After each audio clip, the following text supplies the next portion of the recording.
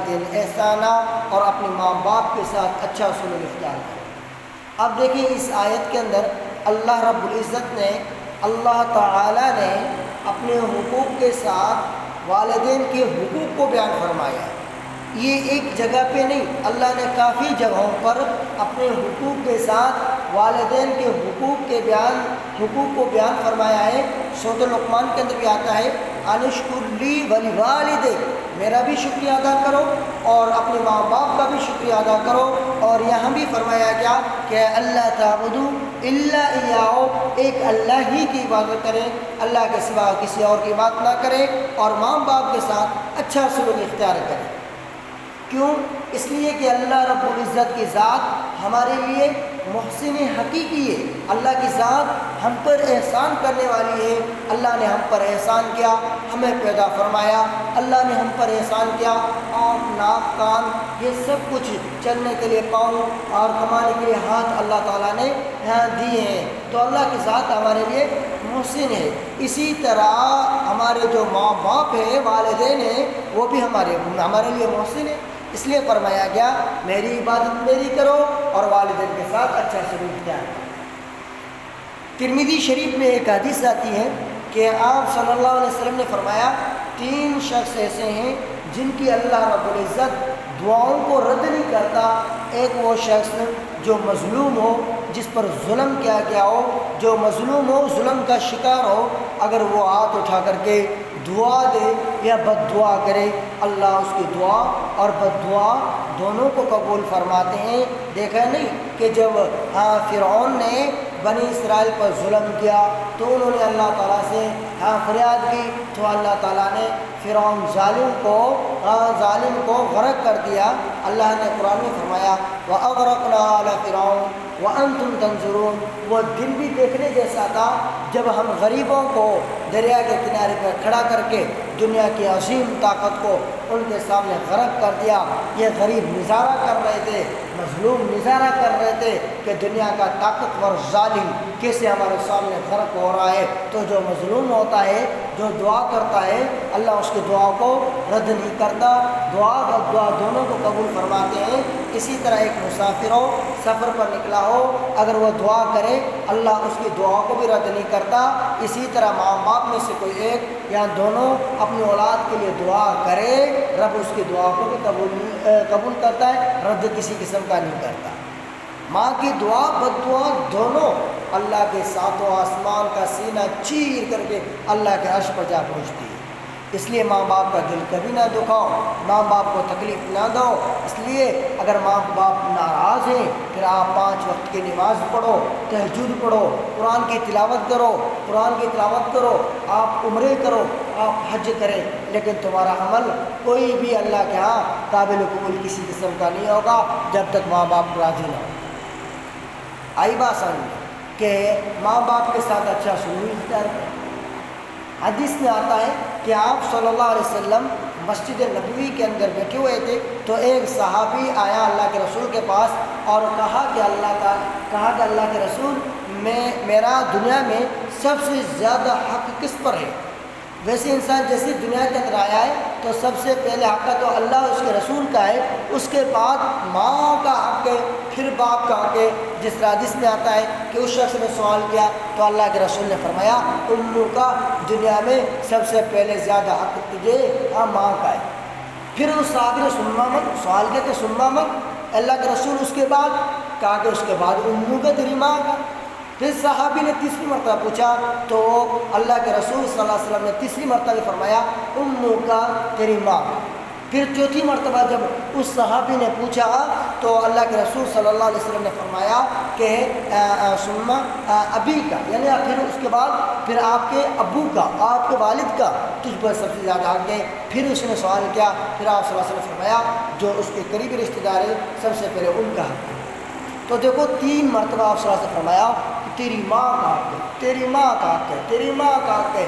اس لیے کہ جو ماں بچے کی پرورش پر جو تکلیفیں دیکھتی ہیں، تربیت کرنے جو تکلیفیں اٹھاتی ہیں، ایسی کائنات میں کوئی چیز نہیں اٹھاتی۔ ایک تو 10 ماہ 11 9 ماہ اپنے پیٹ میں رکھتی ہے، پھر وہ بچہ پیٹ کے اندر حرکت کرتا ہے، ایک تکلیف یہ، دوسری بچہ جننے کے قریب وقت میں جو اس کو درد ذہن میں جو تکلیف ہوتی ہے وہی جانتی ہے، وہ بھی اس کو برداشت کر لیتی ہے۔ پھر جب معصوم بچہ ہوتا ہے اس کی پرورش کرتی ہے تو ماں سب سے زیادہ تکلیفیں دیکھتی ہے۔ اس لیے آپ صلی اللہ علیہ وسلم نے فرمایا کہ 3 مرتبہ فرمایا کہ تجھ کا سب سے زیادہ آپ کی ماں کا، امی کا۔ آئی بات سمجھ، وبالوالدین احسانا، ماں باپ کے ساتھ اچھا سلوک اختیار کرے۔ اگر کوئی ماں اپنے بیٹے کو دعا کرتی ہے تو اللہ اس کی دعا جلد قبول ہو جائے گی۔ اسرائیلی روایت میں آتا ہے کہ بنی اسرائیل کی قوم میں ایک شخص تھا اور اس نے حضرت موسیٰ علیہ السلام کے زمانے میں خود حضرت موسیٰ علیہ السلام نے اللہ تعالیٰ سے ہاتھ اٹھا کر کے دعا کی، یا اللہ میں تو آپ کا کلیم ہوں، میں آپ کا نبی ہوں، یا اللہ میں تو کلیم اللہ ہوں، لیکن میرا سب سے زیادہ حق جو ہے وہ نہیں، اللہ آپ نے مجھے نبی بنایا ہے، میں موسیٰ کلیم اللہ ہوں، آپ سے گفتگو کرتا ہوں، جنت کے اندر میرا اعلیٰ مقام ہوگا، جنت کے اندر میرا اعلیٰ مقام ہوگا تو جنت میں میرا پڑوسی کون ہوگا؟ حضرت موسیٰ علیہ السلام نے اللہ تعالیٰ سے عرض کیا کہ میرا پڑوسی جنت میں کون ہوگا؟ تو اللہ تعالیٰ نے فرمایا کہ فلانا کا صحیح ہے، جو گوشت بیچتا ہے وہ آپ کا پڑوسی ہوگا۔ چنانچہ حضرت موسیٰ علیہ السلام وہاں سے نکلتے ہیں، قصے کے پاس آتے ہیں، شام کا ٹائم ہو رہا ہوتا ہے، وہ اپنی دکان بند کر رہے ہوتے اور تھیلی میں تھوڑا سا گوشت اٹھائے ہوئے نکل رہے تھے۔ حضرت موسیٰ پہنچ گئے، یوں تعارف نہیں کروایا کہ میں موسیٰ بنی اسرائیل کا پیغمبر نبی ہوں، میں موسیٰ کلیم اللہ ہوں، نہیں، اس نے کیا کہا کہ میں مسافر ہوں، آج کی رات میں آپ کے گھر مہمان ہوں، میں صبح پھر چلا جاؤں گا۔ چنانچہ اس نے ایک اور تھیلی میں گوشت اٹھایا مہمان کے لیے، دونوں چل پڑے، کچہری باتیں کرتے کرتے وہاں پر پہنچے گھر، حضرت موسیٰ کو بٹھایا، یہ خود اندر گیا، کچھ گوشت بیوی کو دیا تاکہ اس کا گوشت بناؤ، روٹیاں بناؤ، مہمان آئے ہیں ان کو کھلانی ہے۔ چنانچہ جو تھیلی میں پہلے اس نے گوشت دیا تھا اس کو خود پکاتا ہے، روٹیاں خود کچھ بناتا ہے، پھر وہ گوشت اور روٹیاں لے کر اپنی دور پڑی ایک چارپائی پر، ایک بوڑھی عورت ہوتی ہے اس کو اپنے ہاتھوں کے سہارے اٹھاتا ہے اور اسے وہ کھانا کھلاتا ہے۔ جب وہ کھانا کھلا کر کے ختم کیا، واپس پلٹے تو اس بڑھیا نے کچھ الفاظ کہے اپنے بیٹے کو، اس شخص کو کسے کچھ الفاظ کہے، لیکن حضرت موسیٰ وہ سمجھ نہ سکے۔ جب وہ کسے واپس آیا اور حضرت موسیٰ کے سامنے گوشت لایا گیا، روٹی لائی گئی، حضرت موسیٰ کا فرمایا کہ آپ کھانا کھائیں۔ حضرت موسیٰ نے کہا نہیں کھاؤں گا جب تک آپ مجھے میرے سوالوں کا جواب نہ دو گے۔ کہا کہ کیسے سوال؟ کہا کہ یہ جو بڑھیا دور چارپائی پڑی ہوئی ہے یہ کون ہے؟ تو شخص نے کہا یہ میری امی ہے۔ کہا کہ آپ کی بیوی کھانا نہیں بناتی، آپ خود اس کا بناتے ہو؟ کہا کہ ہاں، جب سے میں نے ہوش سنبھالا ہے میں نے اللہ تعالیٰ سے عزم کیا ہے کہ اپنی ماں کی خدمت میں خود اپنے ہاتھوں سے کروں گا۔ اب یہ بیمار ہوتی ہے، خدمت میں کرتا ہوں، کپڑے گندے کر دیتی ہے، صفائی دھلاتا، کپڑے دھوتا میں ہوں، اور اگر کھانا میں کھلاتا ہوں، کپڑے میں دھوتا ہوں، پیشاب میں صاف کرتا ہوں، بستر میں صاف کرتا ہوں، اس کی ہر چیز کی کمی میں پوری کرتا ہوں۔ تو لہذا میں نے جیسے عزم کیا تھا آج تک اپنی ماں کی خدمت کرتا آیا ہوں۔ حضرت موسیٰ نے کہا کہ جب آپ نے اس کو کھانا کھلایا تو اس نے کچھ الفاظ کہے تھے جو میں سمجھ نہ سکا، مہربانی کر کے آپ مجھے بتلا دیجئے۔ تو حضرت شخص نے کہا کہ نہیں، یہ اماں بیچاری بوڑھی ہے، میں ویسی باتیں کرتی رہتی ہے، آپ ان باتوں کو چھوڑو۔ کہا کہ میں کھانا نہیں کھاؤں گا۔ چنانچہ اصرار کیا، کسے نے بتا دیا کہ جب میں اس کو کھانا کھلاتا ہوں تو میری ماں مجھے دعا دیتی ہے کہ بیٹا قیامت کے دن جنت میں اللہ آپ کو حضرت موسیٰ کا پڑوسی بنائے۔ تو حضرت موسیٰ کی آنکھوں میں آنسو آ گئے کہ وہ موسیٰ کلیم اللہ نبی میں ہوں، مجھے اللہ نے فرمایا تھا کہ آپ کا پڑوسی یہ ہے۔ تو دیکھو ماں کی دعا کہاں تک ہوتی ہے، اور اسی طرح ماں کی جو بد دعا ہوتی ہے وہ بھی جلدی قبول ہوتی ہے۔ جریج کا واقعہ آتا ہے بخاری شریف میں۔ جریج بڑا بزرگ تھے، اللہ کے ولی تھے، متقی پرہیزگار انسان تھے۔